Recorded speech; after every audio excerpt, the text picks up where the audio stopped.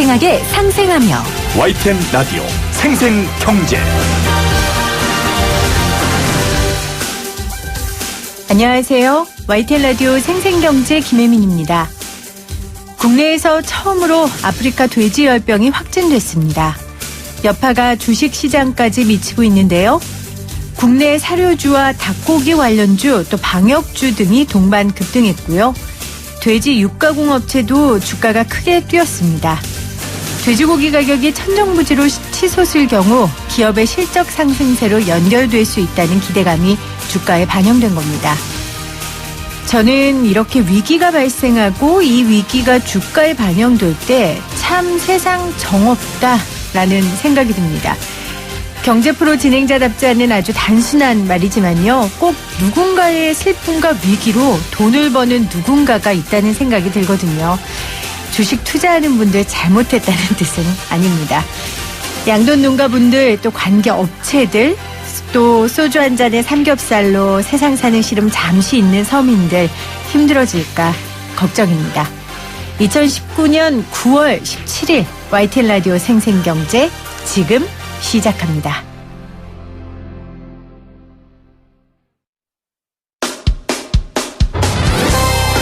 생생하게 상생하며 건강한 경제방송 YTN 라디오 생생경제. 오늘 가장 뜨거운 경제 뉴스를 제일 생생하게 전해드리는 시간입니다. 경기도 파주시의 한 양돈 농장에서 아프리카 돼지열병이 처음으로 확진됐습니다. 양돈 농가와 소비자들이 걱정인데요. 한국농촌경제연구원 축산관 측 팀장 이영우 전문연구원 전화 연결돼 있습니다. 연구원님 안녕하세요. 네, 안녕하십니까. 자, 먼저 한국농촌경제연구원이 어떤 일 하는 곳인가 우리 청취자분들께 소개를 좀 부탁드릴게요. 저희 한국농촌경제연구원은 농업농촌 정책을 수립하는 데 방향을 제시하는 네. 정부 출연 연구기관입니다. 그래서 지금 정부에서 비상이 걸려서 한국농촌경제연구원도 바쁘시겠어요. 네, 연락이 좀 많이 오는 편입니다. 그러게요. 바쁜 가운데 인터뷰 응해 주셔서 감사하고요. 네네. 아, 이름도 무섭습니다. 이 아프리카 돼지열병, 이게 어떤 병입니까? 네, 보통 아프리카 돼지열병은 지금 치료제가 없는 질병으로요. 네. 돼지한테 감염이 되면 거의 100% 치사되는 좀 일반인들에게는 좀 무섭게 다가오는 그런 병이죠. 그러게요. 일단 100% 네네. 치사율이라고 하면 굉장히 무섭죠. 치료약도 네네. 없고요. 네네. 그런데 일단 사람에게 전염되는 건 아니고. 네, 그렇죠? 사람에게 전염되는 인수공통은 아닙니다. 네. 자, 그렇다면은 이런 돼지 흑사병이라고 불리는 이 아프리카 돼지열병이 어떻게 우리나라에 이렇게 상륙하게 된 겁니까? 원인이 좀 궁금합니다. 현재 오늘 발생한 아프리카 돼지열병에 대해서는 지금 농림축산검역본부에서 역학조사반이 지금 원인을 파악을 하고 있는 중인데요. 네. 아직까지 정확한 감염 경로는 아직 확인되지 않고 있는 것으로 알고 있습니다. 그렇군요. 네네. 그 해당 양돈 농가는 창문 없는 밀폐된 농장이고 또 농장주가 해외에 간 적도 없다고 하는데 네네. 아마 이런 부분이 발생 경로를 당장 확인할 수 없는 이유인 것 같습니다. 예, 그런 이유가 좀 작용을 하는 것 같습니다. 그러게요. 네. 지금 확산 지역이 경기도 파주하고 충남 지역입니까? 지금 정부 발표에서는 네. 경기도 파주 지역에 일단 네. 예, 반경 3km 이내에서는 아직까지 확산되지 않은 것으로 파악을 하고 있고요. 네. 예. 그 충남 지역에 아무래도 양돈 농가가 많기 때문에 그런 얘기가 나오는 거군요. 예방하자라는 예. 차원에서요. 주로 이제 충남 홍성 지역이 돼지 농장이 많다 보니까 네. 그런 차단 방역 차원에서 지역적인 얘기가 나오고 있는 것 같습니다. 네. 지금 정부에서 조치는 일단 언론으로는 문제된 그 돼지들을 땅에 묻었다라고 나오고 네네. 있는데요. 그러면 된 겁니까? 일단 기본적으로 질병 발생 농장에 대해서는 네. 매몰 처분이 원칙이거든요.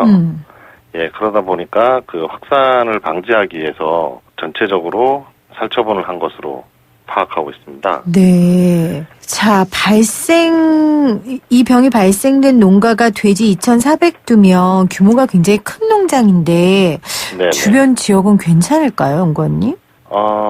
아직까지 감염 경로에 따라서 전파 원인에 따라서 네. 좀 달라질 수 있겠지만 네. 긴장의 끈은 좀 늦추지 말아야 될 것 같습니다. 그렇겠네요. 예. 자, 이제 걱정은 양돈 농가가 이것 때문에 굉장히 어려움을 겪지 않을까 하는 부분입니다. 아무래도 영향이 당연히 가겠죠? 네, 아무래도 과거에 우리나라에서 이제 가축질병 발생 사례를 보면은 네.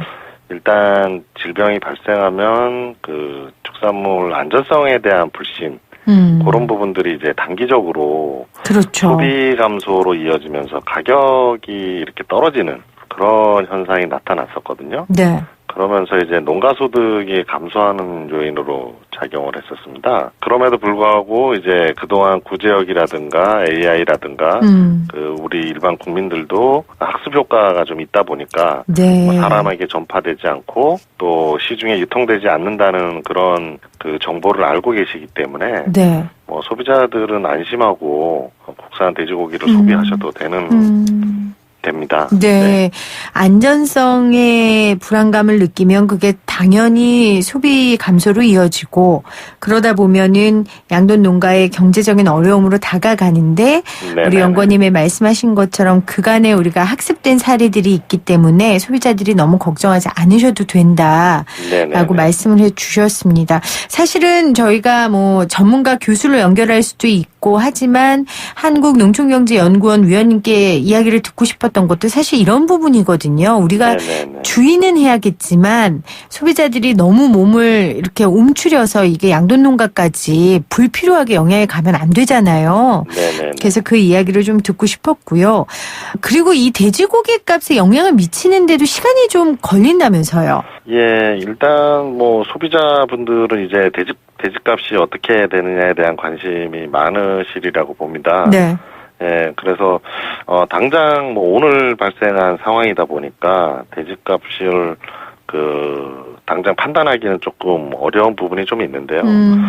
그래서 좀 더 시간을 좀 두고 살펴봐야 된다라는 좀 말씀을 좀 드리고 싶고, 네. 특히나 이제 이 병이 처음으로 발생을 했기 때문에 처음에는 좀 이렇게 심리적인 불안 요인들이 어떻게 보면 시장의 변동성을 조금 가져올 가능성이 좀 있거든요. 네. 그럼에도 이제 불구하고 현재 이제 국내 돼지고기 수급 상황을 놓고 보면 생산량이 좀 많은 상황이고 네. 재고도 좀 쌓여 있는 상황입니다. 그래서 대체로 이제 돼지고기 공급 여력이 예년에 비해서는 좀 충분하다 이렇게 말씀드릴 수 있겠고 더 이상 이 아프리카 돼지열병이 확산되지 않는다면 돼지고기 시장은 안정세를 찾아갈 것으로 예상을 하고 있습니다. 네. 당장 삼겹살 먹으러 그럼 급하게 안 가도 되겠네요. 예, 왜냐면 우리가 네네네. AI 사태 때 네. 계란 막 엄청 많이 사두고 그랬었잖아요. 보통 이런 네. 경험들이 있으면 하는데 우리 연구원님 그렇죠. 말씀하신 것처럼 생산량도 많고 또 네네네. 재고도 있기 때문에 당장 돼지고기 값이 막 오르진 않을 테니 걱정 말라고 하셨으니까. 예, 초기에 변동성은 좀 있겠지만 네. 이게 어쨌든 최대한 차단 방역을 통해 가지고 네. 더 이상 확산이 되지 않는다 그러면은 시장의 안정세는 좀 찾아오지 않을까 이렇게 보고 있습니다. 네. 오늘 아프리카 돼지열병 국내 첫 확진을 받아서요. 한국농촌경제연구원 연구위원님과 함께 관련 이야기 나누고 있습니다.